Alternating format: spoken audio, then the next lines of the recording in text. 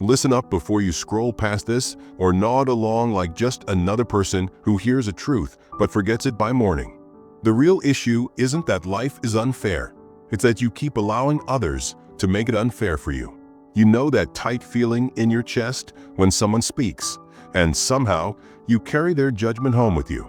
You find yourself grinding your teeth over little cruelties, replaying conversations in your mind like a broken record, waking up feeling poorer for what others have taken from you. That's not a sign of weakness. It's the permission you've given them. This is the lesson that cuts deeper than any insult. The world only has power over what you allow it to take. There are 5 types of people who will rob you of your life, not by stealing things, but by taking your time, clarity, and dignity. They'll snatch away your peace and leave you with a cheap, loud anxiety. They won't give you a heads up. They wear ordinary faces. A Stoic might say, keep your guard where it counts. Marcus Aurelius taught us to say not mine to every action. Seneca reminded us that our soul is a fortress. And Epictetus, who lived in chains yet kept his mind free, would have chuckled at how easily we hand over our own chains. First up, we have the perpetual victim. This person teaches you how to shrink yourself. They collect grievances like trophies and expect an audience to admire them. They'll pull you back into yesterday, preventing you from building a better tomorrow. When they talk, they seek witnesses, not wisdom. Their life is a testament that hardship equals identity, and they'll make you sign on the dotted line. You stick around to comfort them, becoming so comfortable in the role of their lifeboat that you end up drowning alongside them. A man rooted in Stoic truth understands that suffering is just an event, not a badge of honor. Grief deserves its moment, but a life built on grief is a life that refuses to see the sunrise. Let's talk about the second type, the constant flatterer. This person is like a shiny mirror, always reflecting back what you want to hear instead of what you actually need.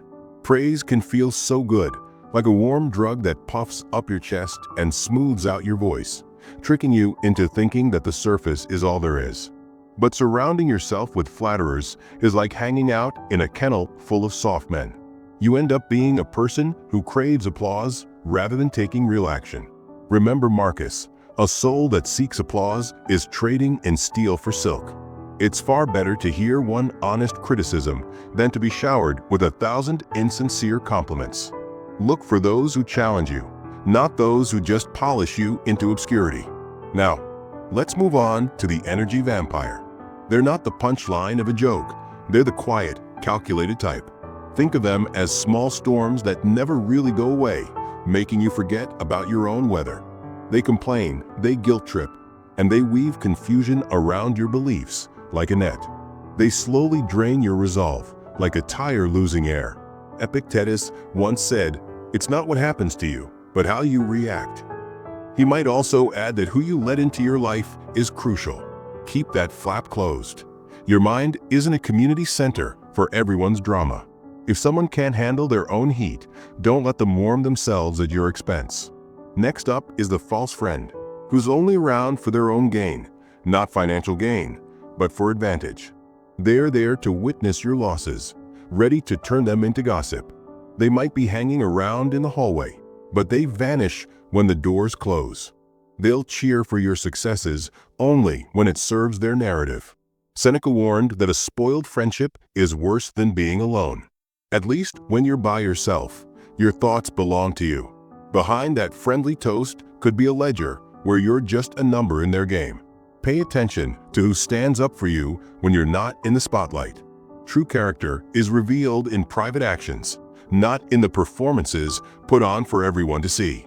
There's a certain kind of man who seems to have all the answers, isn't there?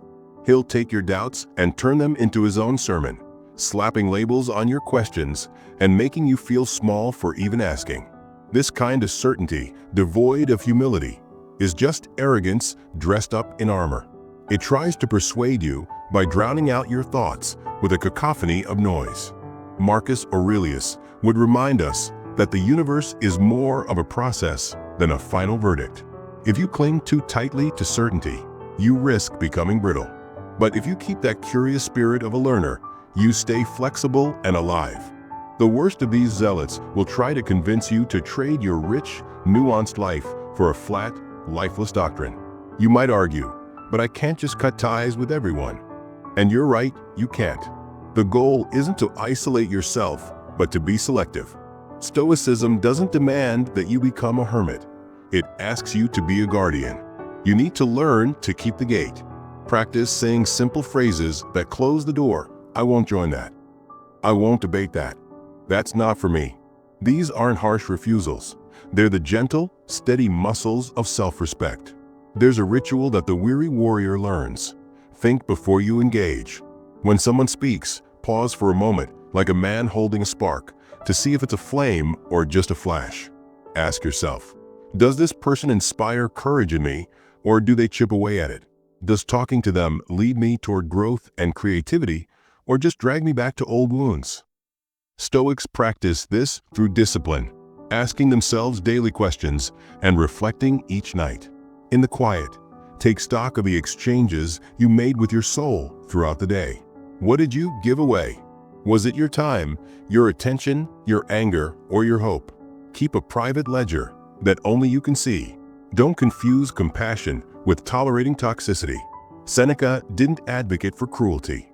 He sought clarity. Helping someone once is a noble act, but helping them to the point where your own life starts to crumble? That's not noble, it's negligence. The person who refuses to help themselves by enabling another isn't unkind. They're strategic. They understand that charity without boundaries isn't true charity. It's self-sabotage. Yes, guilt can be a tricky guide, often leading us astray. Instead of letting it dictate your choices, let it serve as a gentle nudge. If the thought of making a tough decision makes your heart race, take a moment to reflect on what's really at stake, your actions or the fear of being alone. The Stoics remind us that solitude can be a powerful teacher. In those quiet moments, the chaos fades, your thoughts come together, and the true essence of who you are rises to the surface, much like iron forged in fire. You need to establish boundaries that protect you. Speak up with words that may seem small, but carry the weight of steel. For instance, say, I won't be available then, or I can't support that. And make sure your actions back up those words. Boundaries are commitments you make to yourself, and breaking them means giving in to what's easy. Keep this in mind. You're not opting for comfort. You're choosing bravery. Each morning, remind yourself, I won't give my peace to those who haven't earned it. Marcus Aurelius didn't sit around waiting for fairness. He created his own stability. You might lose some people along the way, and that's okay.